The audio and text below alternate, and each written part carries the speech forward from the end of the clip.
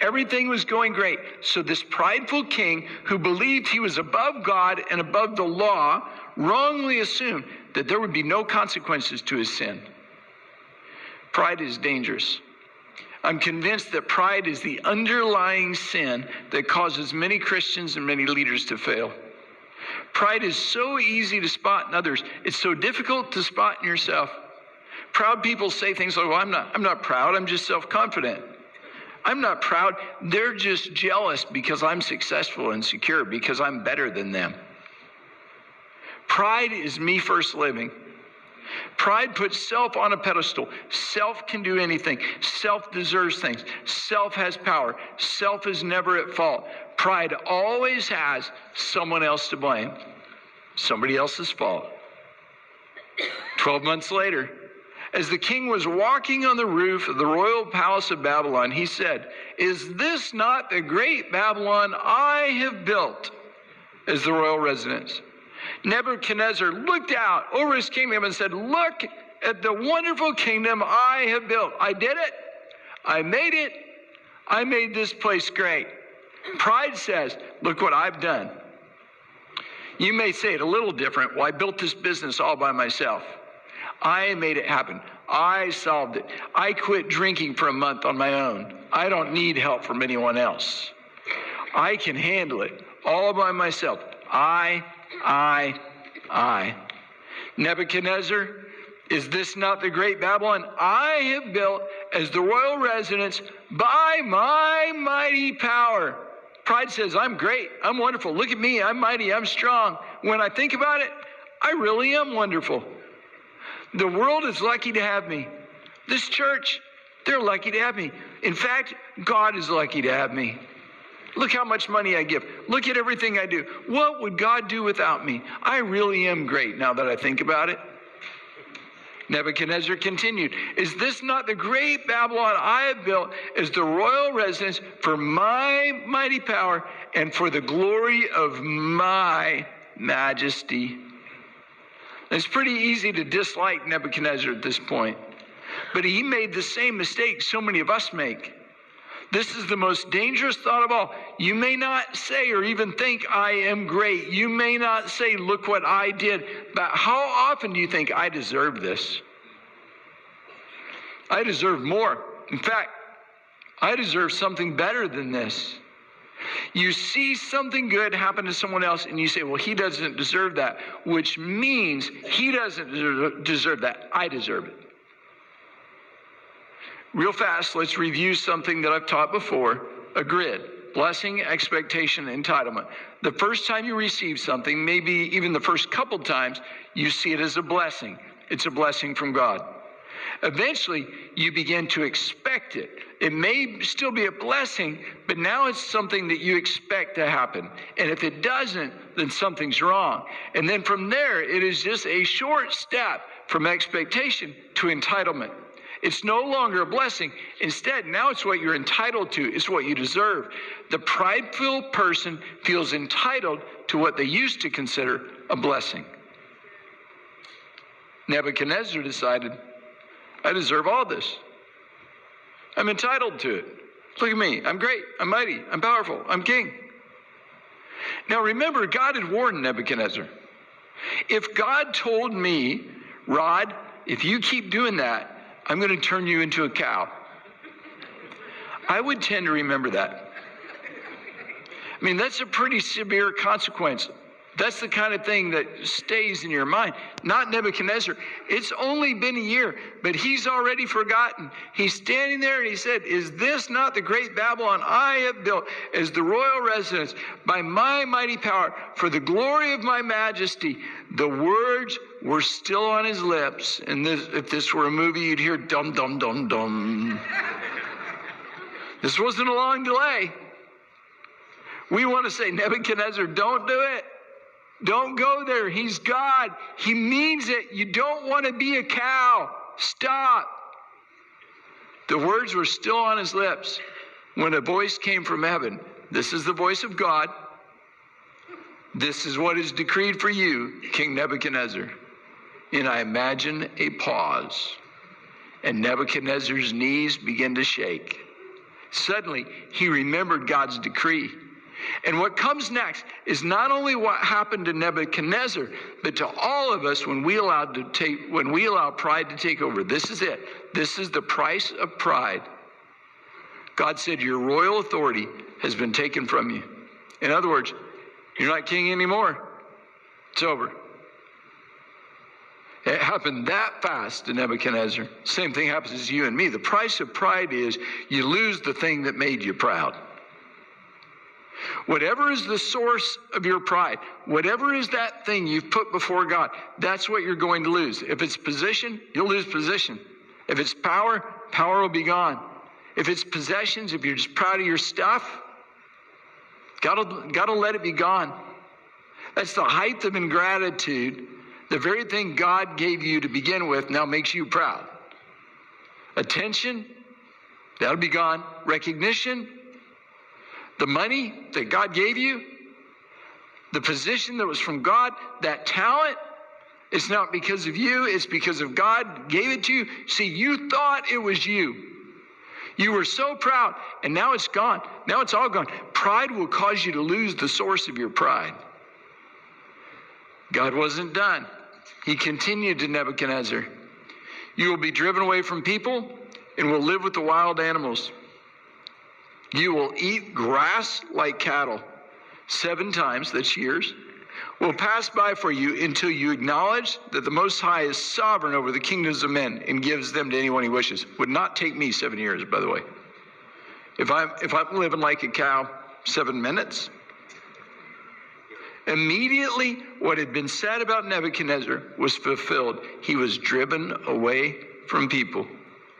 The greatest king of the world, the ruler of the vast empire, a leader with thousands of servants, now found himself hopelessly alone. That's the second thing that happens when pride takes over. You're isolated from others. It just happens. After all, who wants to be around someone who's full of pride? Who wants to be around that spirit? Even people who don't know God don't want to be with you. A prideful person is a lonely person, and that pride will ultimately result in you being isolated from the very people you used to try to impress. He was driven away from people and ate grass like cattle. His body was drenched with the dew of heaven until his hair grew like the feathers of an eagle and his nails like the claws of a bird. The great Nebuchadnezzar, mighty king, eating grass in a field, looking like something between a man and an animal, totally and completely humiliated. I imagine whoever owned the land probably sold tickets to come see the cowman king. Nebuchadnezzar was the butt of every joke. Everyone was laughing. Everyone was making fun of him. Everyone was talking about him. And Nebuchadnezzar was totally and completely humiliated. He wasn't proud anymore. When you fall as a result of pride, it's not pretty. The fall from pride is ugly and painful. When pride takes over, ultimately, you're humiliated. It just happens. And you might look at this story and you might say, that is so cruel. How could God do that? Or how could God allow that to happen to anyone? Don't forget, God warned him.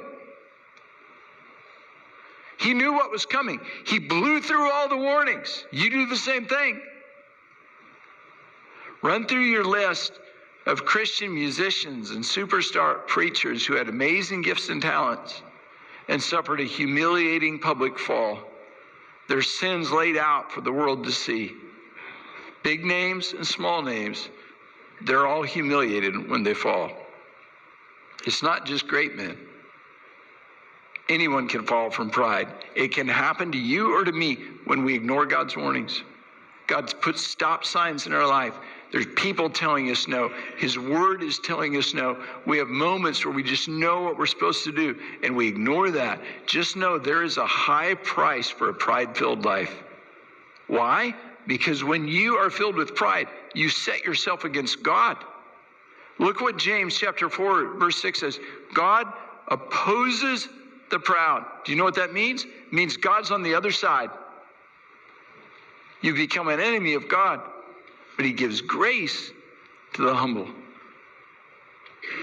God on your side or God against you. That's the choice. So you've done it.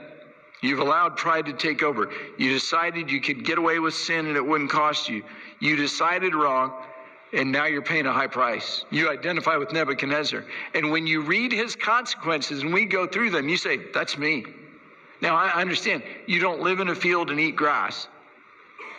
But come to think of it, you might prefer that price to the one you're paying. You lost your family or your friends.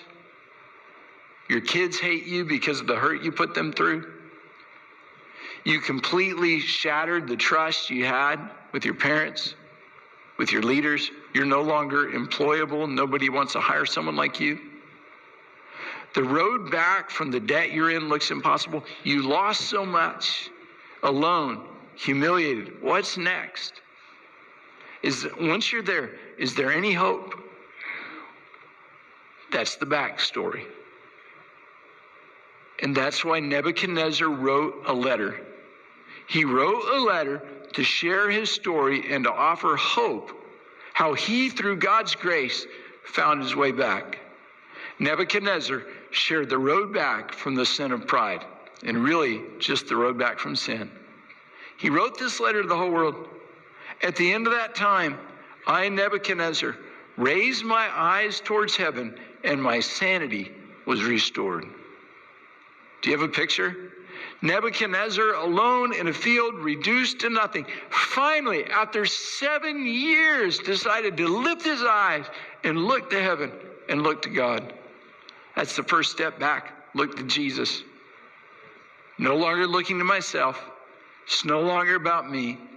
I'm looking to Jesus. And you say, but Rod, I have fallen so far.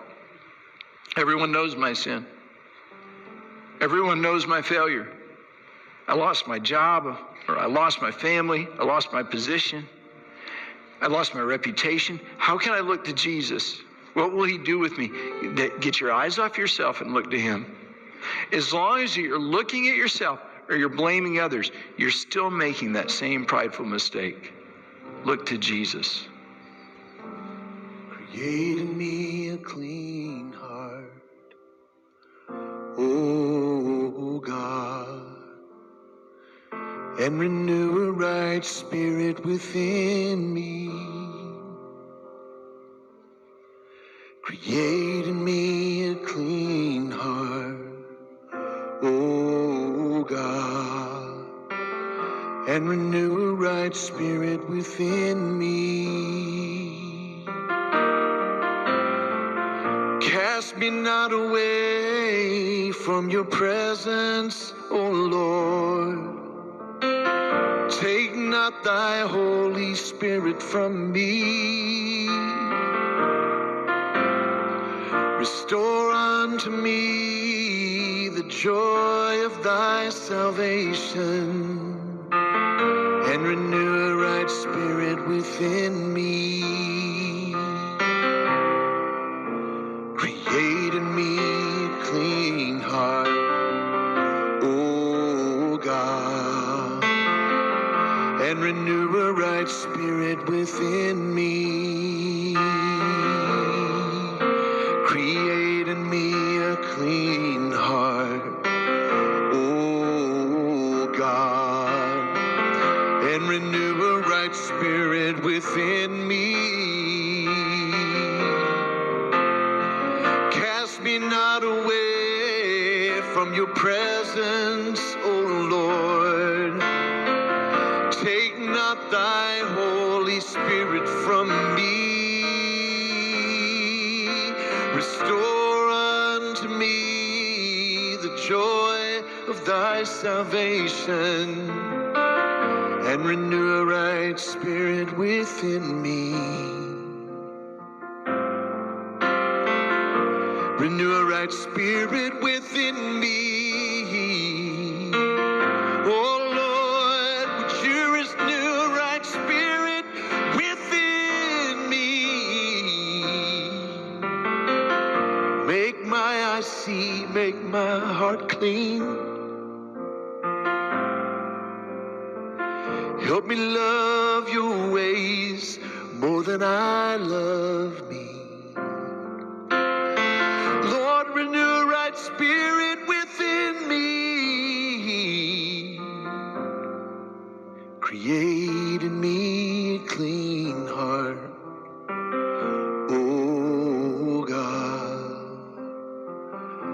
and renew a right spirit within me. This song is a prayer that David prayed after a failure. It's a good prayer to pray. Look to Jesus and pray, create in me a clean heart, Lord. Nebuchadnezzar said, my sanity was restored. Then I praised the Most High. I honored and glorified him who lives forever. His dominion is an eternal dominion. His kingdom endures from generation to generation. What a different story. 7 years earlier it was, look at the kingdom I have built. Now it's his kingdom endures from generation to generation. Nebuchadnezzar said, I figured it out. My kingdom, my ability, my stuff is nothing. His kingdom is forever. That's the second step. Give God the glory. Be specific. God, everything I have is because of you. God, everything I am is because of you. It all belongs to you. I am nothing in myself. I am only what I am because of you. I give you the glory, Lord. Nebuchadnezzar continued, all the peoples of the earth are regarded as nothing. He does as he pleases with the powers of heaven and the peoples of the earth. No one can hold back his hand or say to him, what have you done? Nebuchadnezzar said, I'm nothing. It's all God. Look how great he is. Look what he's done. He deserves the credit and the glory and the honor. It's all him. And I am powerless to stop him. What an attitude that's opposite from what it was before. It's a really important step on the road back. Admit your weakness. If you've ever been in Celebrate Recovery, what's step one? Somebody call it out to me. Somebody stand up and say it loud. Step out of denial. I admit I am powerless. To do my own will. And that My life has become unmanageable. Admit your weakness. You got to start there. If you don't start there, then pride is still resident. It's when people say, well, I can handle it. I can do this. Oh, that's still pride. Instead, it's God, I need you. I can't live without you. I'm stuck. I'm powerless. I can't fix this. You alone are powerful. It's not about me. It's not about what I know. It's not about what I can do. It's not about what I have. I am nothing and powerless without you. And so I come to you and I confess my need for you. Pride is independence. I can do it on my own. That kind of prayer and attitude is dependent. God, I can only do it with your help. Nebuchadnezzar writes, at the same time that my sanity was restored, my honor and splendor will return to me for the glory of my kingdom. Nebuchadnezzar was restored. But this time is a little different. Look what he said. He said, for the glory of my kingdom. It's not for me, it's for them. You defeat pride when you live for others. Pride says, I deserve to be served. Everyone should look to me. Everyone should serve me. Those who depend on God say, I'm here to serve. Everything God has given me isn't for me, it's for his kingdom. So how can I take what I have and how can I take what God's given me and how can I use it for him? Instead of looking to lead, the person who struggles with pride should look to serve. If you struggle with pride, don't join the worship team. You don't need a mic in your hand and light shining on you. Find a ministry that gets no public glory. Find a place to serve others selflessly. Look for the job no one else wants to do. Take a position with no visibility and no attention and no recognition and no glory. Serve God and serve others with no honor. Kill your glory-seeking pride.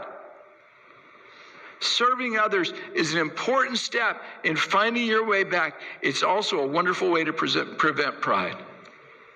Nebuchadnezzar continued, my advisors and nobles sought me out. I was restored to my throne and became greater than before. And that concerns me a little. Sounds like he's becoming prideful, but now he fixes it. Now I, Nebuchadnezzar, Praise and exalt and glorify the King of heaven, because everything he does is right and his ways are just. The guy who just spent 7 years as a cow is not saying it's unfair what my consequences are. He's saying what he does is right and his ways are just. Nebuchadnezzar was using the good things in his life to talk about God. One of the best ways to defeat pride is to talk about God. It is difficult to be proud of yourself when you're talking about what he's done. Share your story. Share what God has done for you. Give him glory. And now Nebuchadnezzar finishes his worldwide letter with a warning. He ignored God's statements, and now he has a warning for others. This is the final statement in Nebuchadnezzar's letter to the world. And those who walk in pride, he is able to humble. Ooh. Guess he knew that firsthand, didn't he? Don't ever forget what pride costs you. When you walk in pride, you will be humbled. Remember the price of me first living. Remember the price of pride. Don't ever forget. Now, some of that price is our own doing. It's natural consequences we suffer as a result of poor choices. But Jesus in Luke 8:14 said, everyone who exalts himself will be humbled, and he who humbles himself will be exalted. Like a loving parent, God is willing to discipline and allow you to experience consequences so you will learn. But first, he gives you the option to change. If the Lord has pinpointed pride as an area in your heart that you need to deal with, like Daniel to Nebuchadnezzar, I give you this warning. There's a price to pride. Humble yourself before the Lord, and he will lift you up. All that stuff you're doing, trying to lift yourself up and trying to promote yourself, trying to make sure everybody knows about you, all that stuff doesn't work and never will. The path is humble yourself before the Lord. And when you do, he will lift you up. I told you at the start, I hate watching the consequences of sin in people's lives. It's painful. I wouldn't wish it on my worst enemy.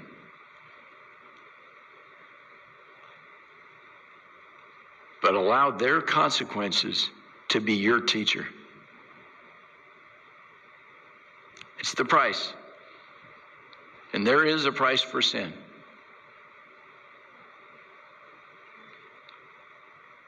And regardless of how cute and special you are,